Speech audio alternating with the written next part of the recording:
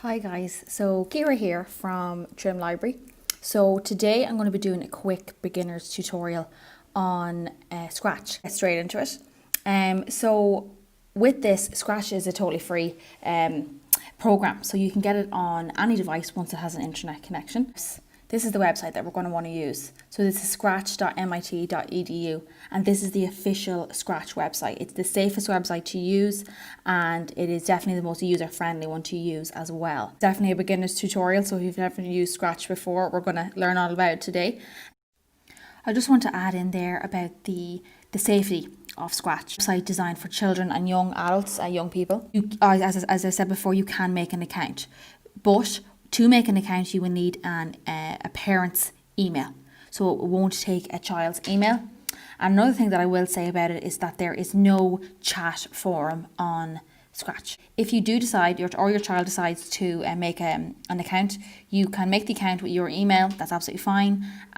You can verify it, and there's information there for parents and for educators if you're a teacher or a librarian like us. There is an account made. There is no picture uploading, or there is no chat forum. There's no way to chat to other people. You can share your programs and your creations with other people on the website, but there will never be a face to the page, if you understand what I mean. So for that reasons, it's extremely safe, and I would highly recommend it for young people. Okay, so we're on the Scratch website here. So with this, you can make an account if you want to. You could click here into the join button. But if you don't want to do that, you could just get straight into coding. And that's where you would click this button here, and it will bring us into a new browser. And then that's when it brings you to the actual coding page. But just down here, if we scroll down a little bit here, the Scratch website is absolutely brilliant for learning to code itself. All different types of levels and age groups, suitability there. And you know, it goes from your very, very basic, very intricate, detailed ones, which are great for all different types of levels. Click on this. It's going to bring us over to a new tab. And with this is where we can create the project. So this comes up every time you click into a new program. Okay, so here we are in the Scratch program. So this is what it's going to look like. This is the most up-to-date one. They regularly update their pages, but this is the most up-to-date one. And to be honest with you, you can download the app if you want, but I find this one so much more user-friendly, and especially if you're a beginner, it's very easy to use. So I'm just going to run through quickly here at the side here what all of these mean. So these codes here on the left-hand side, these are going to make your sprite. So here, we're just going to use this cat for the moment. This is going to move the cat, basically. So the motion one means that you can move, you can turn, you can go to. It's a little bit more intricate detail there. Go to X and Y point. We won't worry about that today. That's just where you would move your sprite on an axis on the screen, but we won't worry about that. You can glide, you can make a point towards. Looks. So here is you can make, basically this is how you want your sprite to sound. So you can make him or her, your sprite, to say hello, goodbye, hi, whatever you want them to say. You can switch their costumes to a different clothes, whatever you like.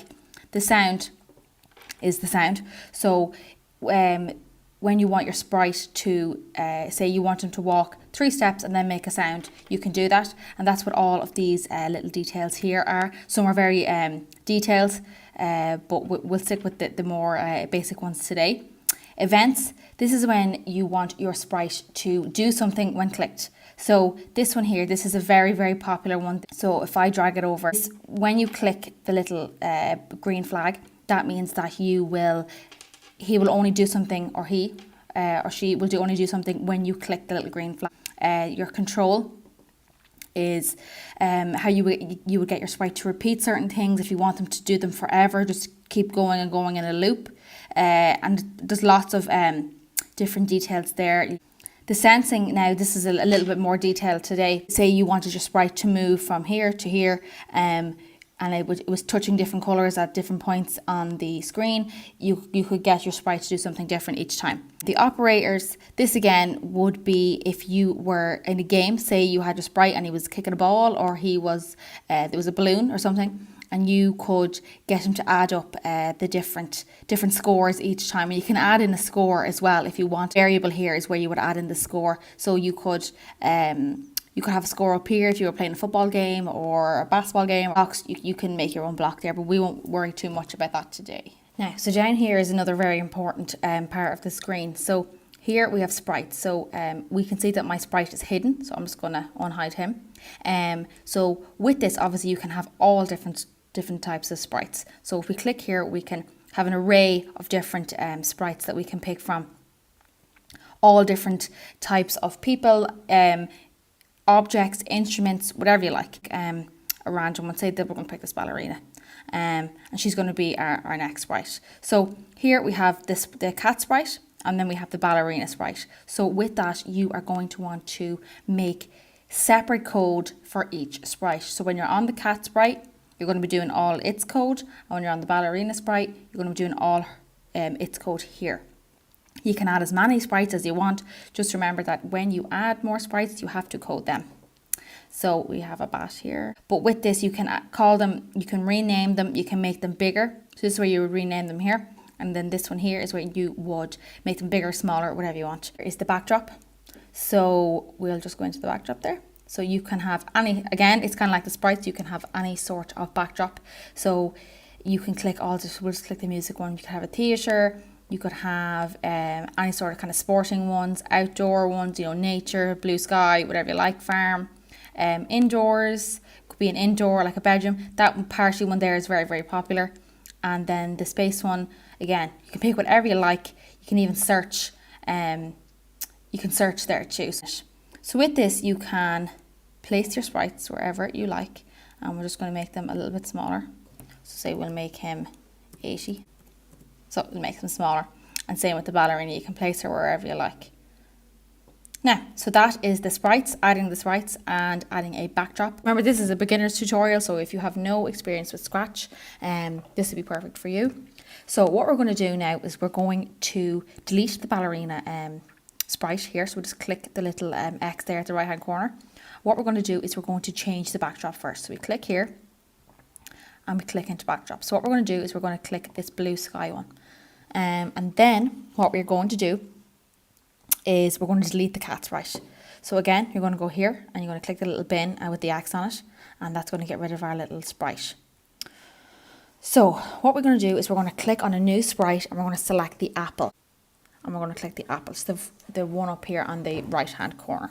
Okay, so that's going to give us the apple. Okay, so what we're going to do now, we're going to keep it nice and simple and we're going to work slowly. So what we're going to do is we're going to add the following code. Okay, so remember earlier when I said, when we go into control or events, this little green flag is very important. Okay, so we're going to drag him over here, and this is going to be the start of our code. Motion, because we want the apple to move. Okay, so we're going to click motion and we're going to click go to random position. So we're going to drag this over here and it's going to click in like a little bit of Lego, and it's going to click in there. And then the next one, we're going to stay in motion because we want the apple to move. And we are going to move down to set Y. Set Y to. Okay. Again, we're going to drag this over here, and this is going to move our apple to where we want it to. Okay. So where in here, there's a little box you can click. So what you're going to do is you're going to delete the -89, and you're going to put in 180. So 180. Okay. So then you can click out of that, and that little box will disappear there. So what happens now is we're going to click on the green flag to see what happens, okay? So remember, this makes things happen. So every time you move, you click the green flag, the apple is going to move. And just under events is control, okay? So with this, we want the apple to continue to do something forever. So what we're going to do is we're going to go over to the forever, and we're going to click it, and we're going to piece it in under the green flag, okay? And they just slot in together. And then what we're going to do is we are going to move our set Y, and we're going to put this in between this code here. And again, the go-to position, we are going to add in now in a minute. When the green flag is clicked, that's in the events folder. And the blue pieces, which are these ones here, they are in the motion folder, already in control. So the one we're going to be looking for is the forever, if, and then, okay? So we've added the forever in here. and the if and the then is the next one that we are going to want to add in, okay? Okay, so we're going to move this go to random position, and we are going to add in this first, the if and the then. Sometimes when this happens, you need to pull apart. It's kind of like Lego. You can pull them apart and they become separate, okay? We're then going to have the forever in between the set. And what we're going to do then is we're going to put the if in between. We're going to have to pull this out and put the if and the then in there, okay? And we can stick our set y to 180. You can put him back in there, okay? Now, what we're going to have to do again is go into the motion. And this is we're going to have to change the y. Remember I saying the y was the y axis. And again, that's where we want our apple to move, okay? So it's like a little plus sign on your page. So here, we're going to put this under the forever, which is going to go in here. When we click on this, we want to change that 10 and we want to change it to -5. So we want it to move to -5 on the y-axis. Space here in between the if and the then, we're going to want to go to the operator. So again, this is just how you would add things together. So here, we're going to look for a green kind of triangular shape here. So what we're going to do is we're going to get this one here and we're going to slot it into this little empty space, which is here. Add in another motion. So again, we're going to make the apple move. So here we want the Y position code here within our operator tag, okay? And what this means is if the Y position is less than, what we do is 50, we're going to put in -170. So up here, we're going to go to our, down here, we're going to go to our random position and we're going to slot that in above the set Y. Go back up and we will click our green flag.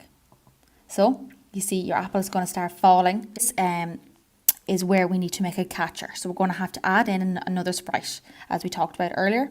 So down here, we're going to add another sprite. So now we're going to go and we want a catcher. So in this instance, we're going to use a bowl. Okay. Again, remember what I was saying. Apple has totally separate code.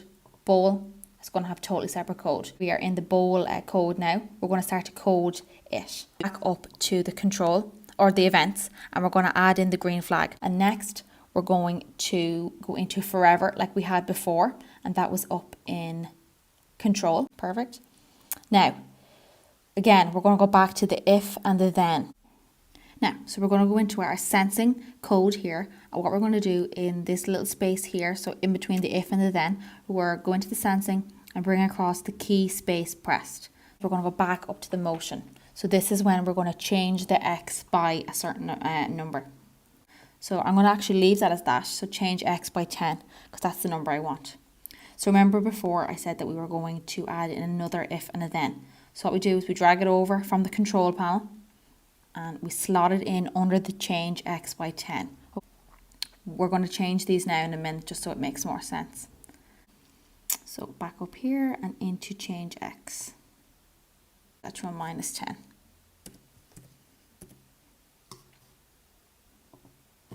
Now, so I just noticed that I made a little mistake there, which is very handy done. So you can see here that the if is within the if. Okay, so we don't want that. So what I'm going to do is I'm going to take out this one and I'm going to drag it down.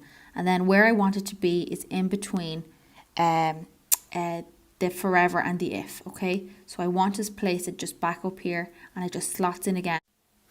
Okay, so one last change to this little piece of code in the bowl. So up here it says key space press. So this we want to change. We want to change it to right arrow. Click on your right arrow, left arrow. So again, it's just on the drop down bar and you can put in left arrow. Little test and we can press our little green flag. So if you move your left arrow and your right arrow, your bowl should move, but it shouldn't affect your apple just yet. Okay, so our next step there, we're nearly there, is we're going to go back to our apple sprite. So we click again on the apple and we're going to add in more code here. So we're going to leave this code separate, that's finished. So we're going to start a new code and we'll just put it down here. So, okay, so the next piece of code that we're going to do is we're going to go back into our apple. We're going to click on the apple and we're going to add in a new piece of code here. So you want to leave this block of code here, that's done, completely finished. So we're going to add a new piece of code and we'll start down here. Click here. And we'll click the little green flag and put it there. I click the forever. We're going to put that under the when the green flag is clicked. Click in our if and then. Again, that's going to go under the forever. Add a touching into which is in the sensing folder. So here. So we're going to slot that into this little empty space there just in between the if and the then. When we're in here, it says mouse pointer. We want it to be the bowl. So it's going to automatically add the bowl because that's the other piece of sprite that we have. So we're going to click in bowl there. We're going to click sound. I want it to play a certain sound. Now, so we're going to want to change the sound. So we're going to click on the chomp because we don't want this sound. I'm going to click record. So we don't want to record. You can add in recording, but we won't. So again, like the sprites, you can add in a sound. There. Delete the chomp code. And we're going to go back to our code. And when you go into chomp, you can add in pop. Go to random position. And we're going to put that under the pop. And again, we're going to go find our set Y. So again, we're going to stay in the motions and we're going to find set Y. That's going to go under our random position. I want to move this to 180 like we had before. Now, just quickly before we move on to our last piece of code, which will finish our program, I just want to change the size of these sprites. So what I'm going to do first is I'm going to click onto the bowl. I want to make the bowl a good bit bigger. It will probably go 200. Okay, and we can move our bowl just to where we want it to be. We'll click on our apple and we'll make it 120. Save that. Perfect. So that's exactly what we want. To add the score, we use the data blocks and we create the data by creating a variable. And this is what we're going to call the score. So we're going to add the data blocks to this previous code. Now, so we're going to add in the score now. So we're going to go into our variable. Open here is the one that we're going to use. And we're going to add this to the previous apple. What we want to do is drag this over and under the green flag, we want to click this in here to add the variable. Okay, so we're going to rename it and we're going to call it score. And we're going to OK that. Leave it at score and to 0. And then under the sound, we want to change the score to 1. So every time the apple falls into the bowl, our points are going to go up by 1. Just there. Perfect. Now, to finish up our last piece of code, we have added in our score here to the apple sprite. And to finish it off, we need to just make the score live. So we click on the little score there, and you see the little score comes up. So now we can start to play our game. What we're going to do is we'll click the green flag, because remember, that makes everything happen. So you click it, and this is how you play your game. So every time you catch the apple in your bowl, it's going to make a little pop, and your score is going to keep going up and up and up. And you can play this for however long you like. And then when you don't catch the apple, it doesn't give you a point. So thanks a million, guys, for tuning into Code with Ciara for Mead Library's Cruin and Og online session. I just want to give credit to Carmel and Mark, who are the creators of this code. I'm just the deliverer. But thanks to them, and hopefully we will see you all in a library very soon. Take care.